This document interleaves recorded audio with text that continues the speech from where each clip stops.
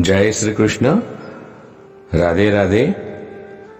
प्रिय आत्मीयजनों, श्री वल्लभ की प्रेरणा से प्रेरित होकर आज राधे सत्संग में हम कृष्ण भक्त ताज बीबी उसके बारे में पुष्टि वार्ता प्रसंग जानेंगे।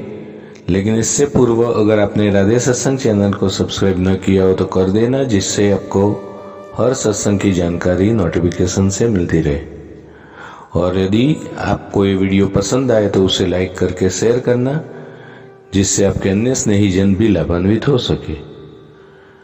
तो प्रियजनों, अकबर की पत्नी जोधाबाई के बारे में तो सभी ने सुना होगा और पढ़ा भी होगा, लेकिन शायद ही कभी अकबर की उस पत्नी के बारे में सुना हो जो थी तो मुसलमान, लेकिन कृष्ण की ऐसी दीवानी थी कि स्वयं गोपाल को इन्हें दर्शन देने के लिए आना पड़ा। और अकबर की इस पत्नी का नाम था ताज बीबी। इनकी समाधि आज भी ब्रजभूमि की रमन रेती से 2 किलोमीटर की दूरी पर मौजूद है और कृष्ण भक्ति की गाथा कह रही है। इनके विषय में कथा है कि एक बार इन्होंने मौलवियों, मुल्लाओं और अपने इमाम से पूछा कि क्या अल्लाह का दीदार हो सकता है। सभी ने उत्तर दिया, हाँ हाँ हो सकता है। इनका उत्तर जानकर ताज बीबी काबा शरीफ की यात्रा पर चल पड़ी। मार्ग में एक पड़ाव व्रज में पड़ा था। घंटे घड़ियालों की आवाज सुनकर ताज बीबी ने लोगों से पूछा कि यह क्या है। दीवान ने कहा, यहां कुछ लोगों का छोटा खुदा रहता है। ताज ने आग्रह किया कि वह छोटा खुदा से मिलकर ही आगे चलेगी। जैसे ही उसने मंदिर में प्रवेश करना चाहा तो पंडों ने उन्हें रोक दिया। ताज वहीं बैठकर गाने लगी। कहते हैं ताज की भक्ति से प्रसन्न होकर श्री कृष्ण ने इन्हें साक्षात दर्शन देकर कृतार्थ किया था। ताज बीबी गोस्वामी विठलनाथ जी की सेविका बन गई। इन्होंने कृष्ण की भक्ति में कविताएं, छंद लिखे जो आज भी पुष्टि मार्गीय मंदिरों में गाए जाते हैं। पुरातत्व विभागों की उपेक्षाओं के कारण इनकी समाधि आज वीराने में कांटों के वन से गिरा हुआ गुमनाम पड़ा है। जब ब्रजभूमि की यात्रा पर जाए तो कृष्ण की भक्त ताज बीबी की समाधि के दर्शन हम कर सकते हैं। वह अतिशय रूपवती, गुणवती, चरित्रवान तथा बहुत ही भावुक हृदय की थी। उसे कविताओं से प्रेम था। कभी कभी वह भी कुछ लिख देती थी। एक दिन वह आगरा में पालकी पर आरूढ़ होकर जा रही थी तो उसने एक जगह देखा कि एक ऊंचे से चबूतरे पर आसनस्थ कोई महाशय ऐसी कथा कर रहे हैं कि कहीं पत्ता तक नहीं खड़कता या हिलता भी नहीं। सैकड़ों श्रोतागण, जिनमें लड़कियां, महिलाएं भी थी, सभी उस कथा का रसपान करने में इतने तन्मय हो गए थे कि वो स्वयं को भूल गए थे। ताज खां बेगम ने भी सोचा कि इस कथा में ऐसी क्या खूबी है कि उसे सुनने के वाले इतने भाव विभोर हो जाते हैं।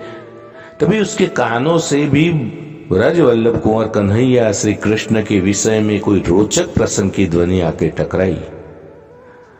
उसने अपनी पालकी वहीं रुकवा दी और देर तक वह भी उस कथा का रसपान रुचि पूर्वक करती रही। जीवन में आज पहली बार उसे श्री कृष्ण लीला की कुछ ऐसी आकर्षक और चित्तहरिणी जानकारी हुई कि उसे लगा कि ओह, हिंदू का यह कृष्ण कन्हैया ऐसा अनोखा था, इतना सुंदर, सौम्य और सबको लुभाने वाला कि उसे देखकर, उसकी मनोमुग्धकारी बातें सुनकर व्रज के स्त्री पुरुष रास्ते चलना भूल जाते थे। ताज बेगम उसी बंसी वाले मनमोहन श्री कृष्ण की विलक्षण लीला कथा सुनती रही। तब वहां लोगों ने सोचा कि इस पठान लड़की को क्या हुआ है कि पालकी रुकवा कर सूद वूद विसारे इस तरह श्री कृष्ण की कथा सुनने बैठ गई है। पर ताज बेगम के मन, मानस और आत्मा में तो जैसे उस मुरलीधर की ही कुछ दिव्य छवि रम रही थी कि वह इस वक्त दिन दुनिया सभी को भूल गई थी। सिर्फ उसी बंसी वाले नंदलाल की बात सोच सोचकर व्याकुल सी हो रही थी, जिससे उसके बरसाने के वृषभानु गोप की बेटी राधा अपने जीवन सर्वस्व न्यौछावर कर अत्याचारी कंस के विरुद्ध चल रहे संघर्ष में आकर कूदी थी। और आज एकाएक पहली बार ही ताज बेगम के मन में ये तड़प पैदा हो गई कि काश मेरी किस्मत में उसी राधा की सखी सहेली होने और उसी के रास्ते पर चलने का सुनहरा मौका लिखा होता, तो मैं भी उस मदन लाल के नजदीक ही रहती, उसी के इशारे पर यह जिंदगी कुर्बान कर देती। इस वक्त उसे ख्याल भी न रहा कि वह इस्लाम को मानती है, कलमा कुरान नमाज की पाबंद गए, रमजान महीने में रोजा रखती है। खैर, पंडित जी की कथा ने विराम लिया तो ताज बेगम को भी अपनी मंजिल याद आई और उसने पालकी को आगे बढ़ाने का कहा, लेकिन वह दिन, वह क्षण उसके जीवन में सदा के लिए अमिट हो गया।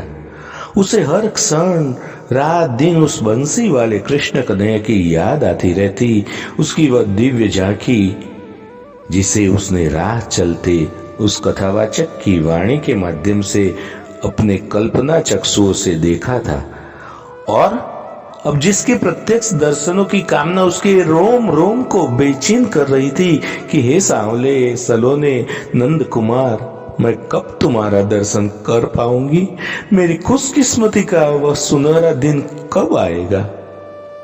और फिर अपने व्याकुल प्राणों की पीर ताज बेगम ने इन शब्दों में व्यक्त की जो आज तक हिंदी साहित्य की गरिमा में बने हुए हैं। वे शब्द है, सुनो दिल जानी मेरे दिल की कहानी, तेरे हाथ हूं बिकानी बदनामी भी सहूंगी मैं, देव पूजा ठानी तजे कलमा कुरान, मैं नमाज हूं बुलानी तेरे गुनन गहूंगी मैं।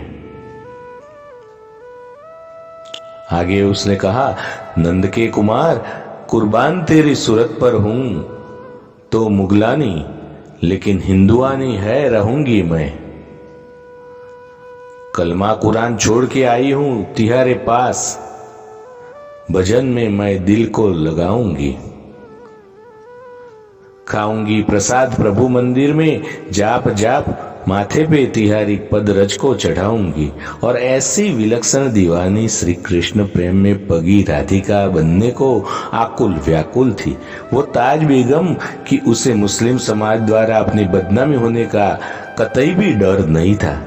वह कहा करती थी, धन्य ताज खां बेगम, तेरा प्रभु प्रेम पगा जीवन पूरे भारत के लिए प्रेरणादायक रहेगा।